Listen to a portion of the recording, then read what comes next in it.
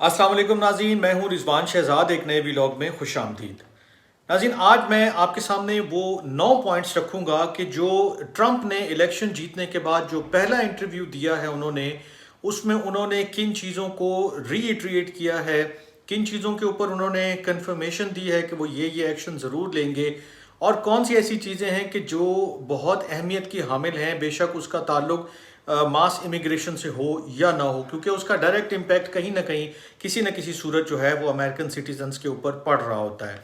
तो ये 9 पॉइंट्स क्या हैं और जो इसके अंदर छुपी हुई चीज़ें हैं वो क्या हैं, और आप लोगों के हवाले से, यानी कि जो लोग इस वक्त मास डिपोर्टेशन का सामना जिनको हो सकता है, या जो लोग इस टॉपिक में इंटरेस्टेड हैं, उनके लिए काफ़ी कुछ है इस व्लॉग में। तो आखिर तक जुड़े रहिए। मैं एक एक पॉइंट करके आपके सामने सारी चीज़ें रख देता हूँ और कोशिश करता हूँ कि ये ज़्यादा तवील ना हो। बहुत बड़ी और अहम तब्दीलियों की उन्होंने बात की है, और जो इलेक्शन में वो कहते रहे हैं, जो उनकी कैंपेन में आप सुनते रहे हैं, तकरीबन वही चीज़ें हैं, लेकिन इसमें कुछ चीज़ें भी नई नज़र आई हैं मुझे। और जो नई है वो भी मैं बता देता हूँ, जो पुरानी है वो भी बता देता हूँ। उनसे पूछा गया कि आपने मास डिपोर्टेशन के हवाले से बहुत ऐलानात किए हुए हैं, बहुत चीज़ें आपने कही हुई हैं, तो क्या आप इसके ऊपर अभी भी उसी तरह स्टिक कर रहे हैं अपने कहे के ऊपर, या इसमें कोई चेंजेस आ सकती हैं? क्योंकि बहुत सारे लोगों का ख्याल है कि जब वो इक़्तिदार में आएंगे तो वो इतना कुछ नहीं करेंगे या नहीं कर पाएंगे, और कोई एक भी शायद जो है वो बंदा इलीगली डिपोर्ट ना हो। लेकिन जो ट्रंप ने इंटरव्यू दिया है उसके अंदर उन्होंने बिल्कुल क्लियरली, जो कहते हैं ना लोहे पे लकीर लगाने वाली बात है, कि जनाब मैं जो है मास डिपोर्टेशन के प्लान के ऊपर बिल्कुल कारबंद हूँ और ये काम हो के रहेगा। बल्कि यहाँ तक उन्होंने कहा कि जब सवाल पूछा गया तो उन्होंने ये पूछा था कि क्या आप 4 साल तक ये काम करते रहेंगे, तो उन्होंने कहा था बिल्कुल, you have to do it. तो ये एक ऐसी चीज़ है कि जो बिल्कुल खुल के सामने आई है, और उन्होंने इसके ऊपर कोई यानी कि इबाहम नहीं रहने दिया और क्लियर कर दिया है कि मास डिपोर्टेशन के ऊपर वो बिल्कुल काम करेंगे, और इस हवाले से आप बड़ी चीज़ें देखते रहेंगे, और 4 साल आप कम से कम ये चीज़ें कंटिन्यूसली देखेंगे जब तक वो इक़्तिदार में रहेंगे। दूसरी चीज़ जो उन्होंने कंफर्म की है, उनसे पूछा गया था कि क्या आप जो चाइल्ड बर्थ का एक मामला है जिसके ऊपर उन्होंने अनाउंस किया था कि जब वो आएंगे इक़्तिदार में तो ये जो बर्थ के साथ ही सिटीजनशिप मिल जाती है इसको ख़त्म करेंगे, तो इसके ऊपर भी उन्होंने जवाब दिया कि वो बिल्कुल इसके ऊपर स्टिक हैं और वो इस मामले को इसी तरह ही ख़त्म करेंगे, क्योंकि उनकी नज़र में ये एक रिडिकुलस जो है वो मामला है। लेकिन बहरहाल ये चूँकि आइन में है और उसको काफ़ी कुछ चाहिए होगा उनको लेजिस्लेशन करने के लिए, तो ये जो मैं पढ़ रहा था चीज़ें उसमें सामने आ रही थी, और जो सुन रहा था उनको कि ये जो प्रोटेक्शन है वो 14th अमेंडमेंट है यूएस के जो है वो कॉन्स्टिट्यूशन, और उसमें ये लिखा हुआ है कि जो भी बच्चा यूएस की सॉइल के ऊपर पैदा होगा, यूएस की सरजमीन के ऊपर पैदा होगा, उसको शहरियत मिलेगी। लेकिन अब ट्रंप ये कह रहे हैं कि वो इसको ख़त्म कर देंगे। तीसरा एक बड़ा अहम नुक्ता कि जो ड्रीमर्स के हवाले से बात की जाती है कि उनका क्या मुस्तकबिल होगा। ड्रीमर्स, सबसे पहले मैं आपको बता दूं क्या हैं। ड्रीमर्स वो बच्चे हैं कि जो कभी इलीगली यूएस में लाए गए थे, लेकिन उसके बाद वो कहीं गए नहीं, उन्होंने सालों साल वहीं पर गुजार दिए, तो उनके लिए ये टर्म इस्तेमाल होती है ड्रीमर्स। यानी कि एक ऐसा बच्चा कि जो अपनी बिल्कुल छोटी छोटी उम्र में जो है उसको आप लेकर चले गए, तो उसके वालिदैन लेकर गए, बहन भाई, कोई भी उसका रिश्तेदार उसको लेकर किसी तरह इलीगली अमेरिका में दाखिल हो गया और उसके बाद वो वहीं रहता रहा, उनका क्या होगा? उसके ऊपर ट्रंप ने बड़ा क्लियरली कहा है कि वो उनके लिए कोई ना कोई रास्ता ज़रूर निकालेंगे, और इसके लिए उनको कानूनी जो है वो कोई जो मामला तय करने पड़ेंगे, लेजिस्लेशन के हवाले से अगर उनको कोई इक़दाम लेने पड़ेंगे तो वो ज़रूर करेंगे, और ड्रीमर्स के अमेरिका में रहने के लिए वो कोई ना कोई रास्ता ज़रूर निकालेंगे, जिसको उन्होंने टर्म किया लेजिस्लेटिव सॉल्यूशंस के तौर के ऊपर।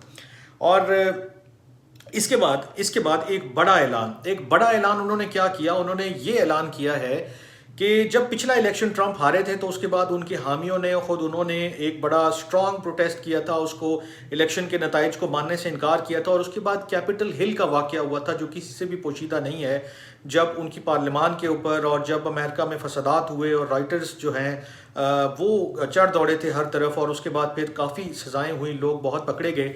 लेकिन अब ट्रंप ने ये ऐलान किया है कि जब वो इक़्तिदार में आएंगे तो वो इन तमाम लोगों के लिए आम माफ़ी का ऐलान करेंगे, वो पार्डन कर देंगे इन तमाम लोगों को, बिकॉज ही फील्स कि उन लोगों के साथ बहुत ज़्यादती हुई है, वो बहुत मुश्किल में, उन्होंने बहुत मुश्किल वक्त काट लिया है ऑलरेडी, तो ये एक बड़ी जो है वो सिग्निफिकेंट डेवलपमेंट है और अनाउंसमेंट है उनकी तरफ से कि वो पहले दिन आकर कैपिटल हिल के मामले में जितने लोग मुलविस थे उनको आम माफ़ी देंगे। इसके पीछे एक चीज़ और छुपी हुई थी और वो ये थी कि जब बाइडन अभी जा रहे हैं इक़्तिदार छोड़कर, तो उन्होंने अपने बेटे को माफ़ किया है।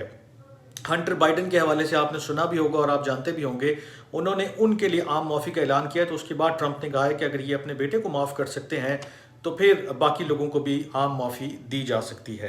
तो ये एक बड़ा इंटरेस्टिंग और बड़ा क्लियर उन्होंने स्टैंस लिया है। 5वें नंबर पर उन्होंने जो चीज़ कही है वो कहते हैं अबॉर्शन के हवाले से उनकी पॉलिसी बिल्कुल क्लियर है। वो ये चाहते हैं कि अबॉर्शन जो है उसके ऊपर कोई किसी किस्म की अद्वियात लेने पर कोई पाबंदी नहीं होनी चाहिए इलाज मुआवजे के ऊपर। और उनका जो जुमला था वो यही था कि ही विल नॉट सीक, यानी कि I will not seek to impose restrictions on abortion.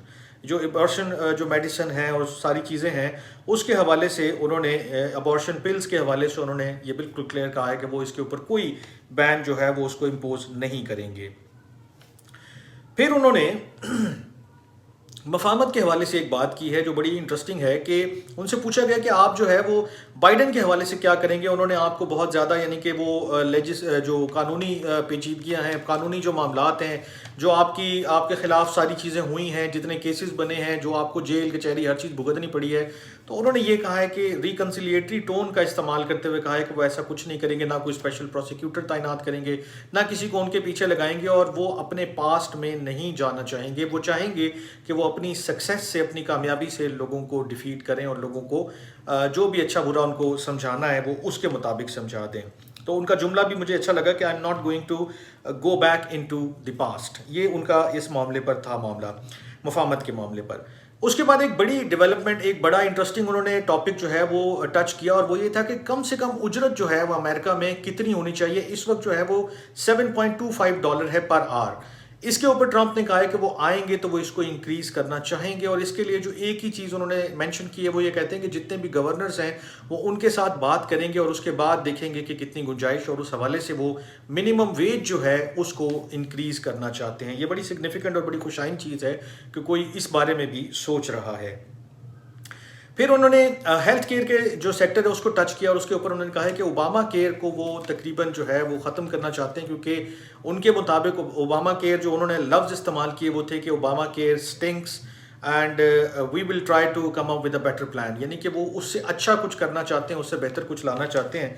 तो लेट्स सी कि वो इस मामले में क्या करते हैं। और last but not the least, Ukraine जंग के हवाले से उन्होंने एक बड़ी बात की है। उन्होंने ये कहा है कि मैं चाहूँगा कि यूक्रेन जंग जो है वो ख़त्म हो, क्योंकि यूक्रेन को उतनी इमदाद बहरहाल अब नहीं मिला करेगी जितनी वो ले रहे हैं, जितनी उनको मिल रही है। और साथ ही उन्होंने निपटा दिया नेटो का भी मामला और वो ये कहते हैं कि अपने अपने खर्चे खुद उठाओ, क्योंकि नेटो ममालिक में यूएस के ऊपर काफ़ी जो है वो बर्डन आता है। तो वो ये कहते हैं कि नेटो ममालिक की अगर हम उसमें रहना भी चाहते हैं अलाइंस में, तो अपने खर्चे आपको खुद उठाने होंगे। और आपको ये पता होना चाहिए कि जो रूस और यूक्रेन की जंग है वो बेसिकली यही नेटो ममालिक और ये सारे इसके अलाइंस में आने वाली बात थी। और उसके बाद कितना बड़ा जो है वो पिट से आपा हुआ है और कितनी बड़ी जो है जंग हुई है और कितने लोग अपनी जान से गए हैं। बहरहाल ये खुश आइंद है कि वो ये चाहते हैं कि ये जंग फ़ौरन से पेशतर ख़त्म हो। और इसके अलावा उन्होंने ये इंडिया बिल्कुल क्लियरली दे दिया है कि वो इतनी इमदाद जितनी अब तक मिल रही है या मिलने जा रही है वो नहीं देंगे। वो अपने मुल्क के लोगों पर वो तमाम चीज़ें खर्च करना चाहेंगे। तो ये सारी सिग्निफिकेंट जो चीज़ें हैं उन्होंने टच की अपने पहले इंटरव्यू में, कि जो उन्होंने इलेक्शन जीतने के बाद और हल्फ उठाने से पहले दिया है। लेट्स सी कि वो इन प्रॉमिसेस के अलावा क्या चीज़ें आइंदा दिनों में सामने लेकर आते हैं, कैसे अपने इक़्तिदार के दिनों में वो कौन कौन सी चीज़ें हैं कि जो वो करके जाते हैं और कैसे उनको लोग याद रखेंगे कि उन्होंने ये इक़दाम किए और ये काम किए। मैं भी नज़र रखूँगा, आप भी नज़र रखिएगा। तब तक कि अपना बहुत ख्याल रखिएगा। अल्लाह ने के पान।